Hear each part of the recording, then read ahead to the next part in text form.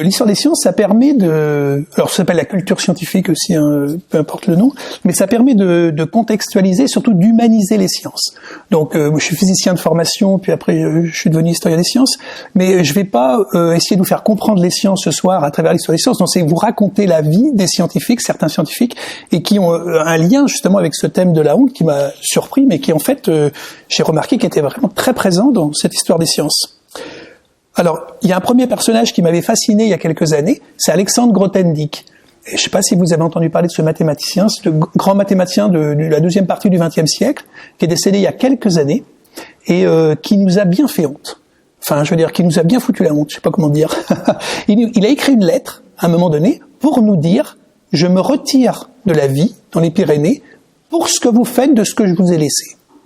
En fait, cet homme, Alexandre Grothendieck, c'est assez étrange. Il s'était rendu compte de ce que nous allions devenir, ce que l'on sait aujourd'hui en 2019, hein, il est mort en 2014, et dans les années 1970, il avait compris qu'on allait vers le désastre écologique. Personne ne l'écoutait. C'est un des rares personnages qui a eu une chaire au Collège de France, là où on place nos meilleurs scientifiques. Eh bien, cet homme a été plus ou moins viré. C'est un des rares exemples où on lui a demandé de quitter le Collège de France, parce qu'il voulait faire un séminaire sur l'écologie. Et on lui demandait de le faire sur les mathématiques. Donc c'est vraiment quelqu'un d'assez étonnant, cet homme. Donc il se retire de la vie en 91, je crois que lui il est né en 28.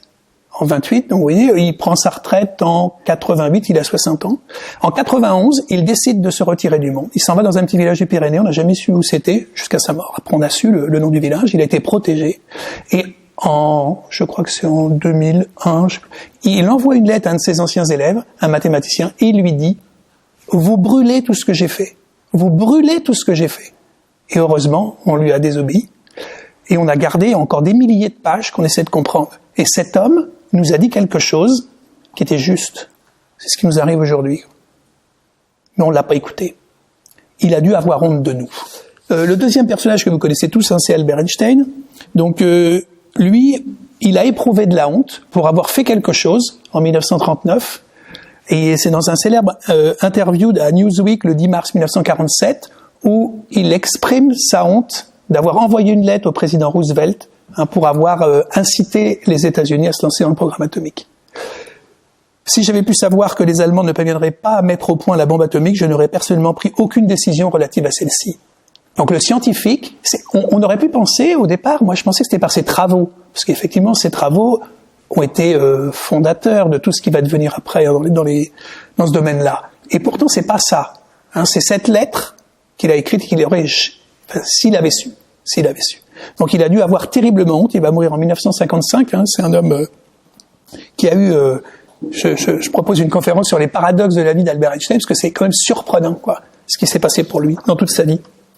Alors là, c'était des gens qui ont eu honte, j'ai mis de leurs travaux, de leurs implications politiques, dans ce qui en a été fait, quoi, entre guillemets. La deuxième série de personnages, je vous présente 2 personnages à chaque fois, ce sont les gens qui ont eu honte de leurs erreurs. Alors il y a un personnage que j'aime beaucoup, Sadi Carnot. C'est pas le Sadi Carnot qu'on connaît tous, c'est pas le président de la République assassiné à la fin du 19e, c'est le Sadi Carnot scientifique, qui est le père de la thermodynamique. S'il y a des scientifiques dans la salle, si vous avez eu le malheur d'avoir un cours de thermodynamique, on n'y comprend rien, et c'est le père, lui. Et c'est un jeune homme. Il va sortir un livre à une vingtaine d'années dans lequel il formalise la machine thermique, et ce qui est incroyable. À l'époque, il n'y a aucun lien entre la machine à vapeur, ce sont des ingénieurs qui fabriquent ça, James Watt, tous ces gens, et puis le scientifique, lui, qui va formaliser, qui va nous donner les principes, qui va nous donner d'ailleurs une machine thermique de rendement 1, enfin voilà. Mais cet homme, dans ce livre, qui sort en 1824, alors j'ai des petits documents comme ça, ça s'appelle Réflexion sur la puissance motrice du feu, et en 1824, il est né en 96, il a 28 ans, il mourra rapidement en 1832, il a 36 ans, il meurt très rapidement cet homme, et justement c'est sa mort qui m'a intrigué. Cet homme, dans ce livre, il fait une erreur scientifique, qui aujourd'hui est reconnue, à l'époque, on pensait que la chaleur c'était un fluide, ce qu'on appelait le calorique. Et bien sûr, très vite, on va se rendre compte que c'est une erreur. Dans ce livre qu'il publie sûrement à compte d'auteur, il va faire cette erreur, employer ce mot calorique. Mais par contre, autour de cette erreur, tout est correct, hein, tout est extraordinaire. Et ce qui est assez extraordinaire dans sa vie, c'est que cet homme, il va probablement racheter les exemplaires de son livre, comprenant très vite qu'il a fait cette erreur. Il revient sur cette erreur, hein, et il rachète les exemplaires du livre. C'est très compliqué de trouver ce livre. Et quelques années plus tard, il va être tellement déprimé qu'il va... on pense, la famille Carnot, c'était Lazare Carnot, son père, c'était le grand révolutionnaire, organisateur des armées là pendant la Révolution, et qui va faire une belle carrière de scientifique et de politique et de politicien. Il aura 2 enfants, Hippolyte et Sadi. Et Hippolyte aura des enfants, et il aura un fils qu'il va nommer Sadi, comme son frère, qui est décédé très rapidement. C'est ce Sadi qu'on connaît comme président républicain. Et donc ce jeune homme, à la fin de sa vie, il nous laisse des écrits qui sont à la BNF à Paris et dans lesquels il corrige son erreur. Et pourtant, c'est probablement ça qui l'a fait mourir. Puisqu'il était dans une grande famille, il est probablement mort de dépression, il s'est laissé aller. Et il est mort. À 36 ans, on va dire, de dépression nerveuse. On a fait passer ça sous le choléra, qui était pas loin de Paris. Il était dans un hôpital et on a maquillé un peu sa mort. Mais probablement que cet homme est mort de honte, entre guillemets, pour avoir fait cette erreur dans ce bouquin. Et pourtant, il avait compris. Mais c'était trop tard. Alors, il y a un autre personnage que je range dans la même catégorie, mais qui est beaucoup plus, je sais pas comment dire, humain, une erreur humaine. Hein, c'est sûrement quelqu'un qui a été considéré comme un pauvre scientifique. C'est René Blondelot. Alors, je suppose que ceux qui sont dans le domaine de l'histoire des sciences entendent parler de cet homme, parce qu'on le cite beaucoup, mais dans le domaine du grand public, on connaît pas cet homme. Donc cet homme, René Blondelot, c'est vraiment caractéristique, entre guillemets, du mauvais scientifique. Et pourtant, aujourd'hui, avec la psychologie cognitive, on comprend les erreurs qu'il a dû faire. Donc cet homme, René Blondelot, il travaille au moment à la jonction entre la fin du 19e et début du 20e siècle. Il a une 40aine d'années, il va mourir très âgé. Cet homme, il aura une deuxième partie de vie qui n'a pas dû être drôle pour lui. Et il travaille donc dans le domaine des rayonnements. Hein, c'est l'époque de Pierre et Marie Curie, fin 19e, début du 20e, où ils vont vont découvrir la radioactivité, et tous les rayonnements qui sont associés à alpha, bêta, gamma, c'est plus tard. Hein. Mais ils vont mettre au point donc ces processus expérimentaux autour de la radioactivité. Et on est à cette époque-là. Le premier prix Nobel 1901, c'est Roentgen, l'allemand, sur les rayons X. Et on est dans les années 1905. 1903, c'est le prix Nobel de physique pour Pierre et Marie Curie. En 1905, ce fameux René Blondelot dit « J'ai découvert un nouveau type de rayonnement, les rayons N ». Il habite Nancy. Il appelle N comme Nancy, c'est son lieu de naissance, il travaille là-bas. Et cet homme est reconnu au niveau national. C'est un bon physicien français. Alors, ces rayonnements, il y a un processus expérimental, bien sûr, comme tout scientifique, on publie, il écrit comment il a fait, et c'est évidemment reproduit dans d'autres pays en Europe et aux États-Unis, les pays où on rencontre cette possibilité d'études. Et ce qui est étonnant avec ces rayonnements, c'est qu'on ne les voit qu'en France. Tous les savants autres, étrangers, disent « moi je vois rien ». Alors c'est quand même surprenant. Donc les Français c'est pas pour rien qu'ils ont le coq comme emblème, les autres savants français disent « mais enfin, vous êtes jaloux de nous, cette découverte revient à la France ». Et puis, il y a un Américain, Robert Wood, qui est très connu en histoire des sciences, qui lui va dire « moi je vais venir en France, voir ce qui se passe dans ce laboratoire à Nancy ». Donc il fait le voyage, à l'époque c'est un peu compliqué. Il vient à Nancy, il assiste pendant quelques jours. Et là, on pense qu'il fait une des premières crasses scientifiques, c'est-à-dire il assiste, il ne voit rien, les autres comptent les points sur les écrans de scintillation, tout ça, tout va bien, et lui, il se rend bien compte qu'il voit rien. Donc qu'est-ce qu'il va faire ? Il va, dans la chaîne de l'expérience, il va enlever, on pense, un prisme en verre, il va le remplacer par un prisme en bois, donc inerte au rayonnement, et les autres continuent à voir. Mais il prend soin de ne pas se faire voir, c'est les pièces bien sûr où il fait sombre, et il va rechanger les prismes, il se rend bien compte que c'est une supercherie, ça va pas. Il dit rien, il rentre aux États-Unis, et là, quelques mois plus tard, il publie un article assassin, en lui disant « j'ai la preuve que Blondelot ne voit rien ». Mais il ne dit pas quoi. Il le dira que dans son autobiographie à la fin de sa vie, ce qu'il a fait. Et là, évidemment, les Français continuent à dire puis petit à petit quand même, les savants français, ils disent finalement on voit pas grand-chose. Puis très vite, oui, en fait les savants français ils voient rien. Et Blondelot, c'est la honte. C'est la terrible honte de la deuxième partie de sa carrière, il a à peu près 40 ans, il est ridicule. Alors, en fait, il y a des expériences de psychologie cognitive où on peut nous faire voir des choses qu'on voit pas. J'avais ramené, mais je l'ai remis dans ma chemise, là je peux vous montrer, l'escalier à l'envers. Alors ça, c'est le genre de petite expérience qui est assez rigolote. Hein. On voit un escalier qui descend tous, mais si on se concentre très fort, on peut voir un escalier qui est accroché au plafond.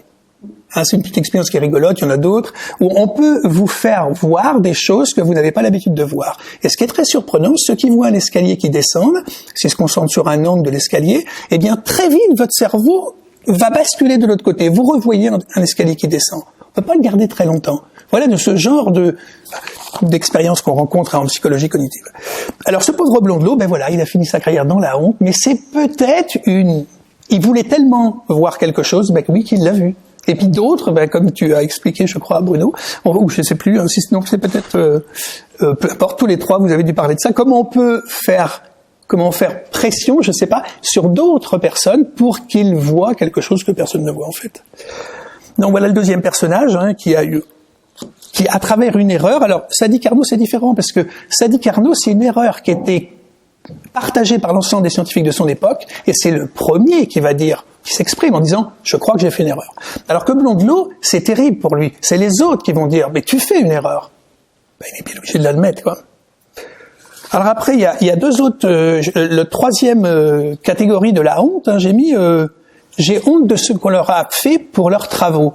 Alors là, il y a quand même pas mal d'individus. J'ai pas mis Giordano Bruno, par exemple, qui est quelqu'un qui a dit des choses incroyables sur ce que l'on voit dans le ciel. Il a déjà énoncé en 1580 et quelques ce que nous appelons aujourd'hui des exoplanètes, par exemple, des planètes qui sont autour de soleils très lointains. Et cet homme va être brûlé en place publique à Rome. Si vous allez à Rome et vous allez Campio del Fiori, je crois, sur cette place, il y a la statue de Giordano Bruno. C'est un martyr de la science, j'ai honte, puisque cet homme a été brûlé pour ses idées en 1600 en place publique. C'est le fameux roman de Marguerite Yourcenar, L'œuvre au noir, qui parle de la vie de Giordano Bruno.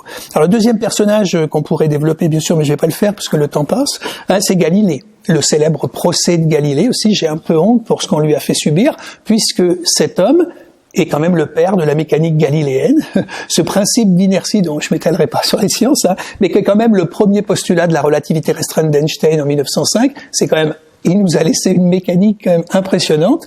Et cet homme, on l'a traîné en procès, il est obligé d'abjurer ce qu'il pensait, puisqu'il a été jugé pour copernicianisme, on dirait. Copernic est passé avant lui en 1543, et il nous a laissé penser que le Soleil pouvait peut-être être au centre du système solaire, qu'on appelle aujourd'hui l'héliocentrisme.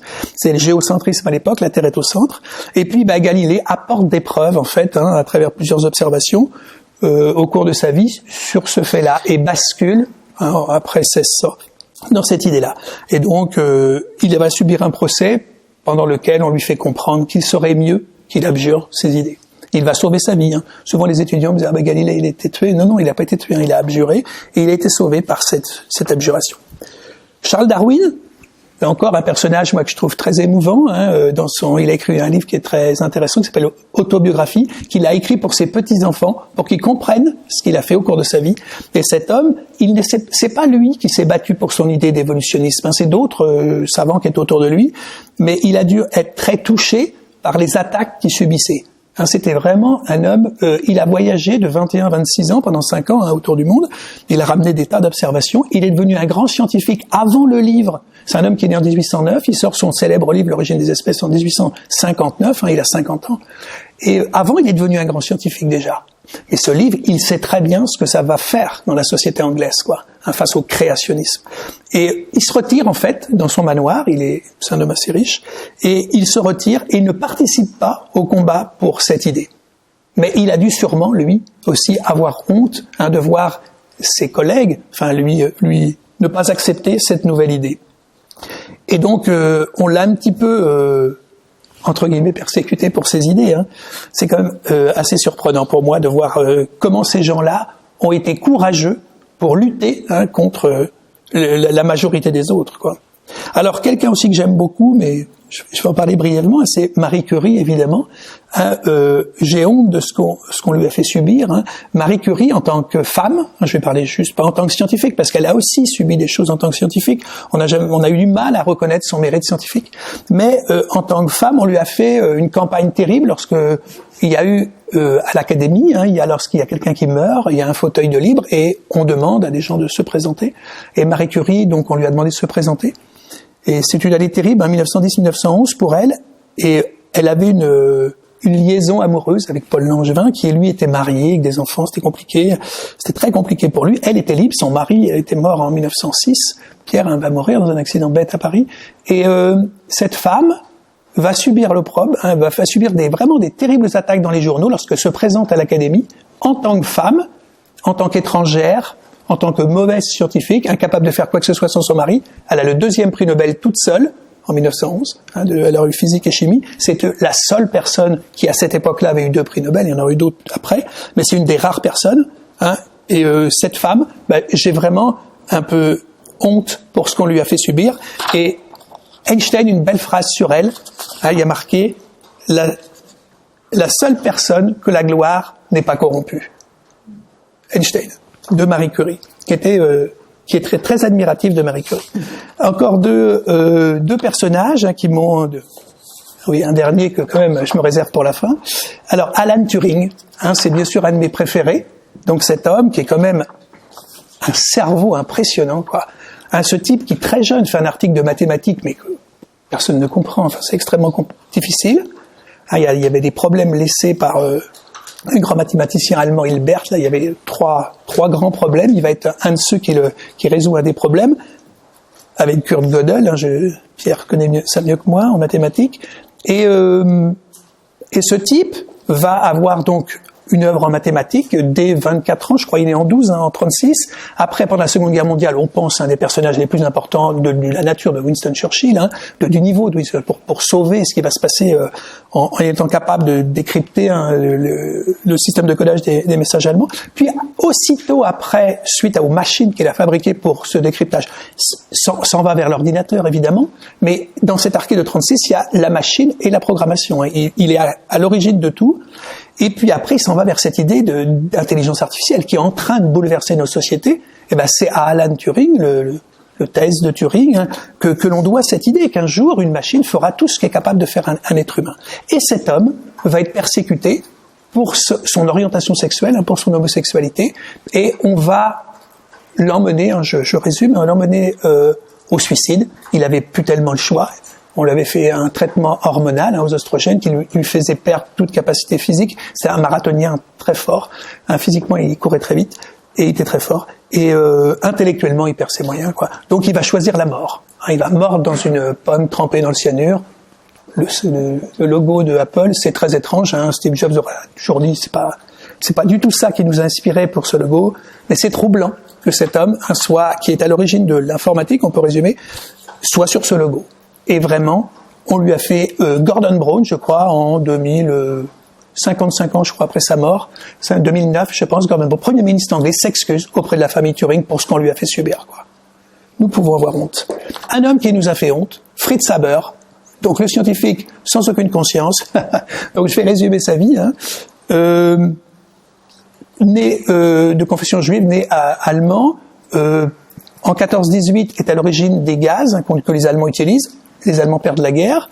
Pendant cette Première Guerre mondiale, devant les horreurs que font son mari, cette femme se suicide avec l'arme de service de son mari, quand même.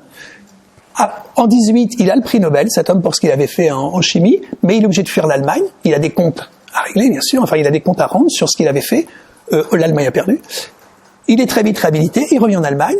Il continue son travail de chimiste. Il participe à la mise au point du Zyklon B, qui sera utilisé dans les camps pour tuer les Juifs, entre autres.